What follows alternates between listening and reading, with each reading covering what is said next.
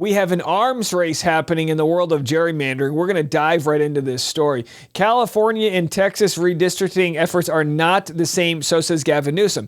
Now, if you're not caught up, Texas had a plan to vote for a mid-decade redistricting, right? It only happens every 10 years when you do the census. And of course, gerrymandering is basically stealing votes because it's cutting up the districts in a way that it waters down communities that might vote in one direction versus the other. Now, have other states gerrymandered? Absolutely. It's an issue that really needs to be solved.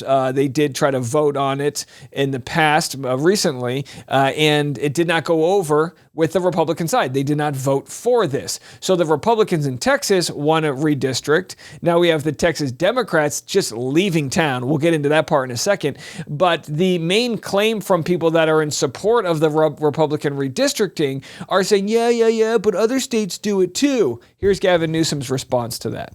We'll pick up 5 seats with the consent of the people. And that's the difference between the approach we're taking and the approach they're taking. We're doing it on a temporary basis. We're doing it in a fully transparent way. And we're doing it by asking the people of the state of California for their consent and support. Mark that stark contrast to what's happening in Texas and other states. We have till August 22nd. With the leadership behind me, they will get this on the ballot. We're calling for a special election.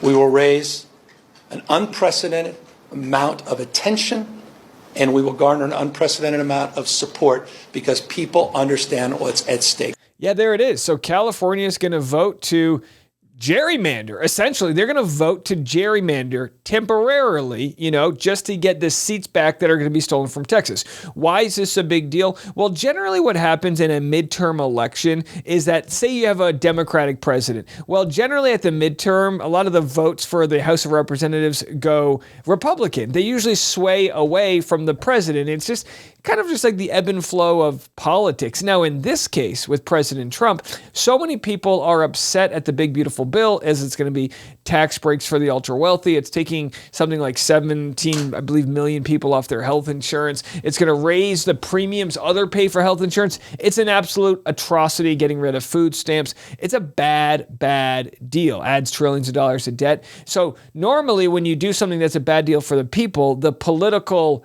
penalty that you pay would be that they vote you the F out of office. Well, how about if they redistrict so that they still won even after the people hated the deal? That does not sound like democracy, to be quite honest, and I don't mean to be hyperbolic.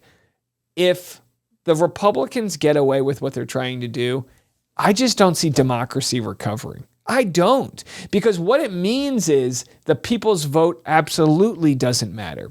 And I think every state should undergo independent redistricting so that in the future, and again, this isn't a short-term thing, this is going to take a long time to do, but so in the future, people feel like their representation is for them. So what's happening in Texas is wildly racist. It's wildly racist as they're going into towns and districts, and they're just going to rip them apart so that they can steal the votes away and water down some of these communities. Here's Texas Governor Greg Abbott defending the redistricting plan, and he rebukes all of the absent Democrats. Now, so the Democrats have fled so that they can't vote on this. And the Democrats have said that we're going to flee as long as possible. Well, here he is doubling down, saying they're going to have to stay out for years because we're going to try to vote on this every single chance we can get. How far are you willing to go to get the Democrats back to Austin? We are in the process, as we speak right now, of searching for, preparing to arrest Democrats who may be in Texas, may be elsewhere. But I'll tell you this also. Democrats act like they're not going to come back as long as this is an issue. That means they're not going to come back until like 2027 or 2028, because I'm going to call special session after special session after special session with these same agenda items on there. And that means they are going to be refusing to return to the state of Texas, as one state representative said, not until after the elections in 2026. That constitutes an abandonment of office. They are fleeing from their job. An average Texan going to work, and if they didn't show up at work and said, I'm not showing up to work because I don't like the rules, they would be fired. And these Democrats think they should be able to keep their job. that's a joke. Now, what's interesting, right, is the Democrats are just doing what they can within the scope of the law, which the Republicans are saying that's what they're doing when it comes to gerrymandering. How about instead of gerrymandering your state, you just go and try to help all of the victims of the flood and try to fix all of the issues within the state? So I heard this described so eloquently over the weekend, which was the shock that a lot of Texans have. That they're letting a billionaire from New York tell them what to do, that being Donald Trump. Like, Texas is supposed to be the Lone Star state. It's a state where, you just like, they have their own utility grid, right? They do things on their own. They're their own country, essentially. And now they're being told what to do by Donald Trump. That's what it comes down to. He said, find me five more House of Representatives, through gerrymandering. And so it's absolutely just a wild time. And to be quite honest, one of the more wild things is areas in which I thought I would have had consensus with some of my Republican friends. Those are just out the window. I'm having a hard time finding friends that stand by the Constitution. They love their Second Amendment rights. They love their freedom of speech. I'm having a hard time finding them calling this out. And instead they're saying, well, but they did this before in Massachusetts. And it's like not realizing that it's being done right now to steal because they know they can't win based on the merits of how the present term is going. And it's like, I guess they're just willing to let it happen because it's their side that's going to win. I don't know. It doesn't seem like it's a win for our country. Speaking of things that aren't a win for our country, this is from More Perfect Union, a speech about minimum wage. Have a listen. Not every wage, and please hear me clearly on this, not every wage is designed to be a livable wage. What? My 16-year-old son is not working for a livable wage. Someone who is retired and is helping out part-time, that is not necessarily a livable wage. What determines a livable wage is, in fact, the market. Well, the market, there's a reason why there is a minimum wage, right? Because the market abuses people, right? We had a country where we had slaves. The market allowed slavery. Wasn't right. Not at all. So I've always rejected that idea that like, well, if you're 60, you should be allowed to work at, not realizing that most people that work at McDonald's are not doing it because they're teenagers. Most people are just taking whatever jobs that they can get, whether it's because that's all they have access to get to or, whatever reason.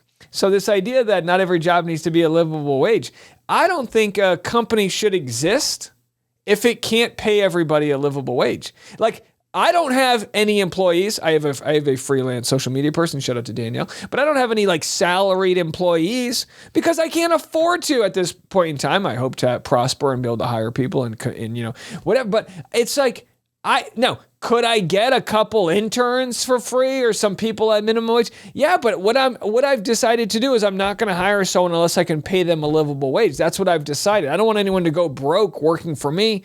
That's not going to happen under my watch, and yet I guess some people are just okay with it. All right, real quick, let's get into this. Donald Trump is meeting with Putin this week. It's a big deal. He's meeting with Putin this week to discuss the territories that have been taken over in Ukraine and this idea that he might be giving Russia a win. Have a listen.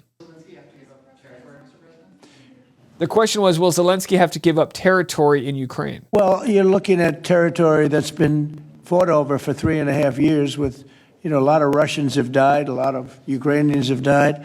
So we're looking at that, but we're actually looking to get some back and some swapping. So swapping of territories here. And again, this is wild because Trump's going to meet with Putin, but hasn't said whether or not he'll let Zelensky be there. And just remember, they're only fighting over this territory because Russia invaded Ukraine. They make it sound like it's like no mine. It's like it was clearly Ukraine's. Russia clearly went in. European leaders urged for Ukraine to be included in Trump-Putin Alaska peace talks. Will that actually happen? Here's what J.D. Vance had to say. These talks happening this week could end the war. But again, at what cost? What we said to the Europeans is simply, first of all, this is in your neck of the woods. This is in your back door. You guys have got to step up and take a bigger role in this thing. And if you care so much about this conflict, you should be willing to play a more direct and a more substantial way in funding this war yourself. I think the president, and I certainly think that America, we're done with the funding of the Ukraine war business. We want to bring about a peaceful settlement to this thing. We want to stop the killing. But Americans, I think, are sick of continuing to send their money, their tax dollars to this particular conflict. But if the Europeans want to step up and actually buy the weapons from American producers, we're okay with that, but we're not going to fund it ourselves anymore. And people have argued that this is a lot of misinformation, that plenty of Western European countries have paid their fair share to support Ukraine. Again, I'm no economist, especially on the global level. I don't know if you knew that, but I'm not. So I have no idea what's right or what's not. I've always said Zelensky offered to buy the weapons and pay for them and do a deal where we, exchange, rare earth minerals that'll come from mines, for the help.